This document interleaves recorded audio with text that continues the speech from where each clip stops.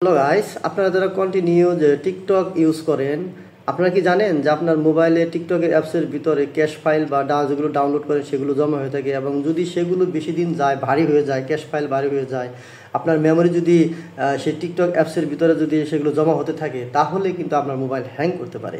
আর সেই হ্যাং থেকে আপনার মোবাইল কীভাবে রক্ষা করবেন, সেগুলো কীভাবে ডিলিট করবেন, তার টেকনিক আজকে আপনাদেরকে আমি শেয়ার করবো। Let's get started.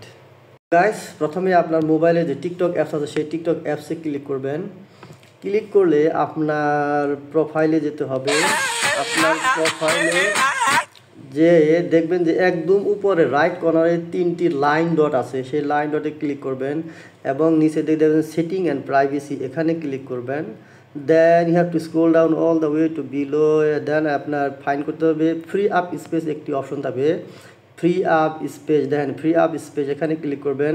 And then আপনার মোবাইল অটোমেটিক এখানে দেখতে পারবেন যে স্ক্রিনে 1.33 GB আপনার আছে, ঠিক আছে। আমার কিন্তু এখানে ক্যাশ ফাইল 11.5 MB আছে। এখানে ডাউনলোড আমি কিছুক্ষণ আগে আমি ক্লিয়ার করছি, সেগুলো এখানে দেখাচ্ছে না, ঠিক আছে।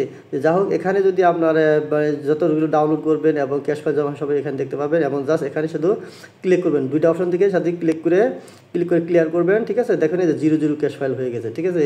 ডাউনলোডেও এখানে ক্লিক করবেন, 0 ক্যাশ ফাইল হয়ে গেছে। তো এভাবে আপনার মোবাইল আপনার ক্যাশ ফাইলগুলো ডিলিট করতে পারেন টিকটক অ্যাপসের ভিতর থেকে, এবং মোবাইল হ্যাং থেকে বাঁচাতে পারেন। সো গাইজ, ভিডিওটি যদি কারো উপকার এসে থাকে তাহলে আমার পেজটিতে ফলো দিয়ে পাশে থাকুন এবং